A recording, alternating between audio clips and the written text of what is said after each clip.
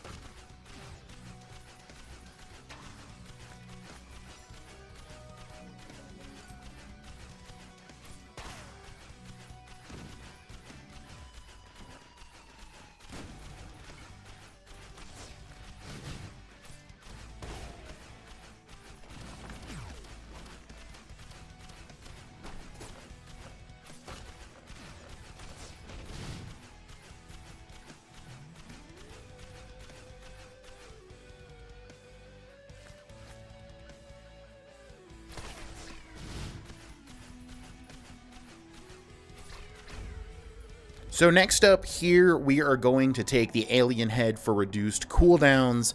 I feel like that's the best choice, as well as the gasoline for extra DPS and chain reactions.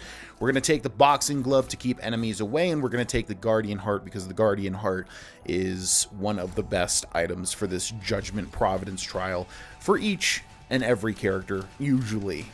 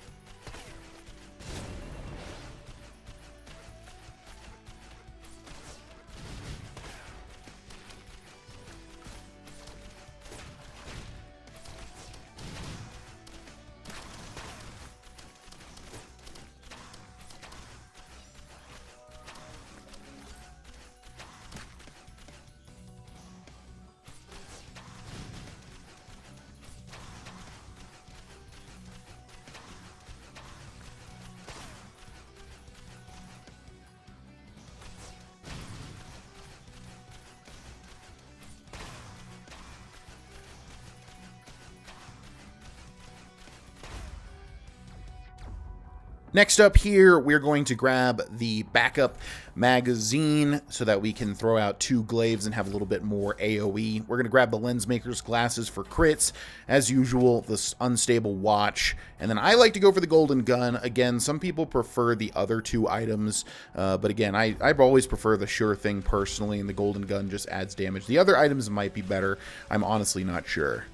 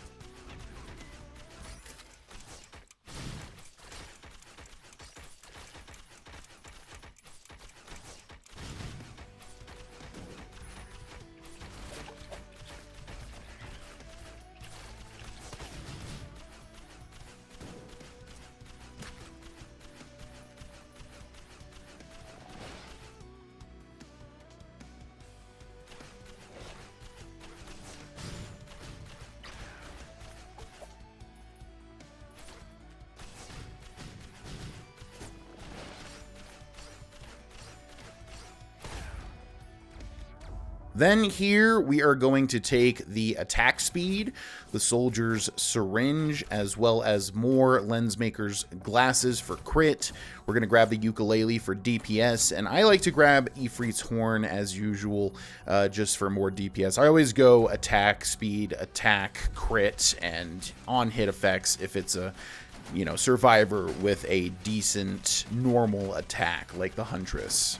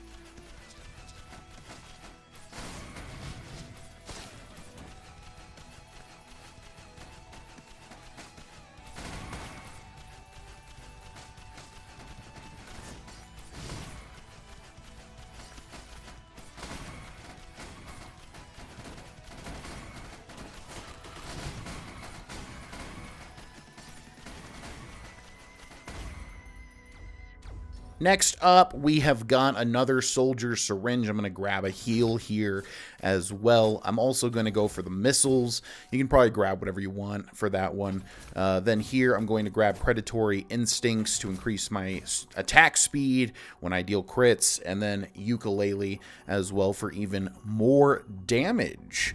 And then we're coming up to the frozen stage, which is pretty easy compared to the other ones. You have a pretty decent power spike at this point.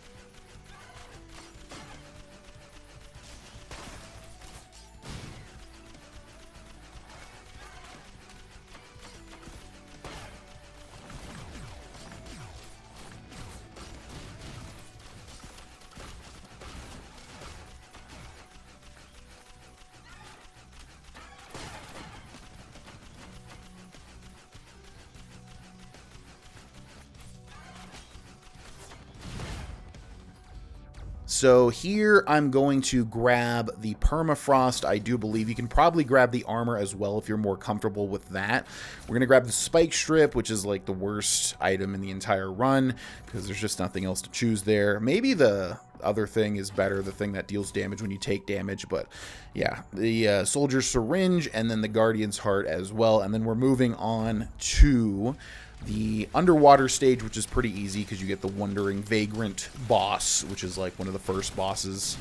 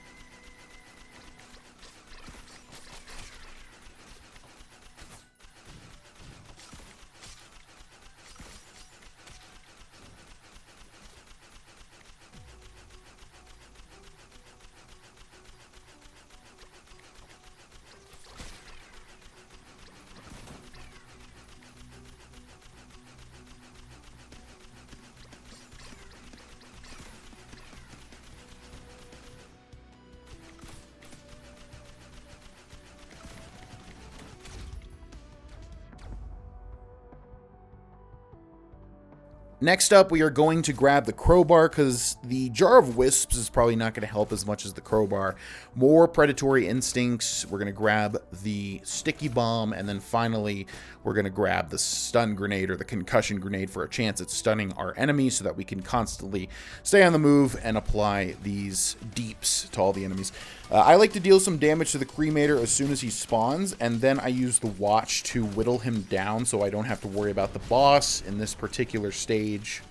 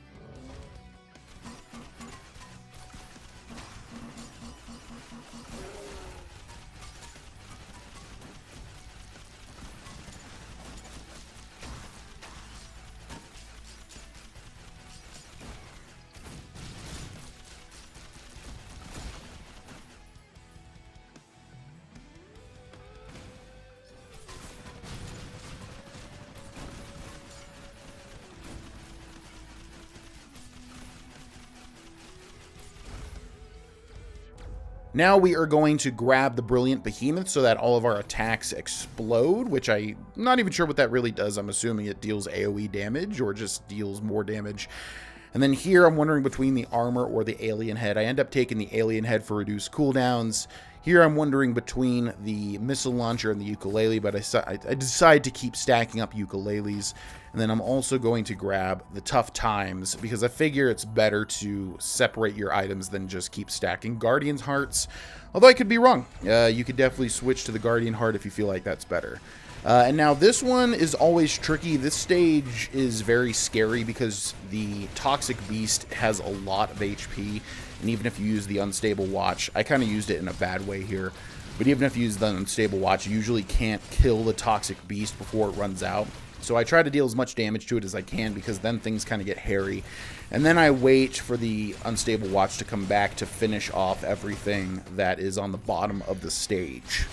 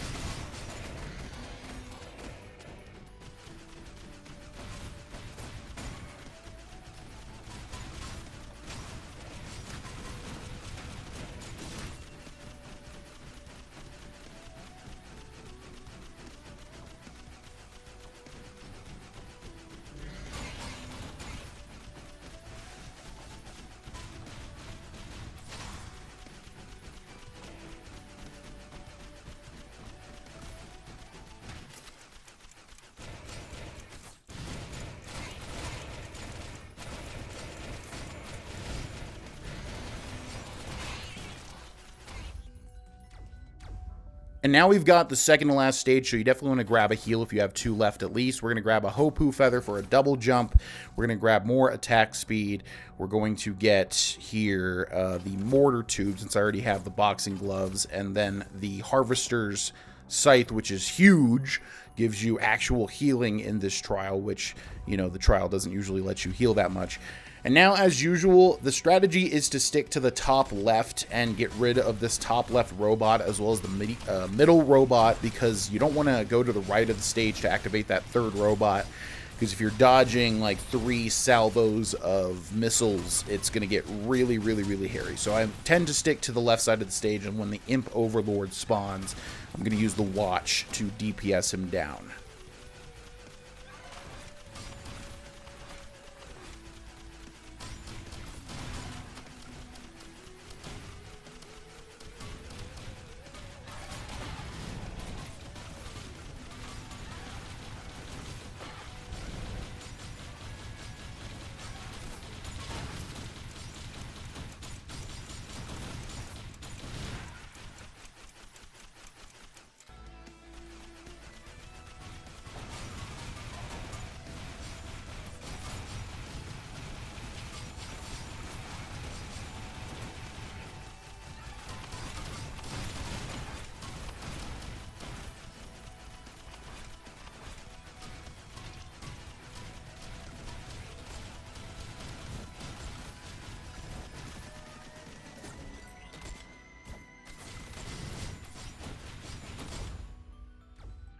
And then we've got our final items before Providence. So I'm going to grab some more crit.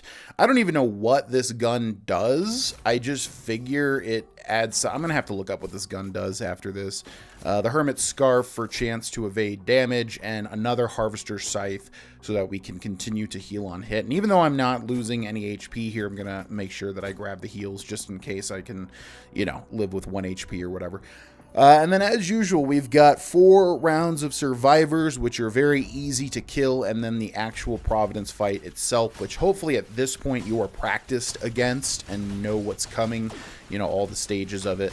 And then it's just, yeah, basically constantly moving and waiting for Providence's invincibility to run out and using the Unstable Watch at the right times in order to kill him.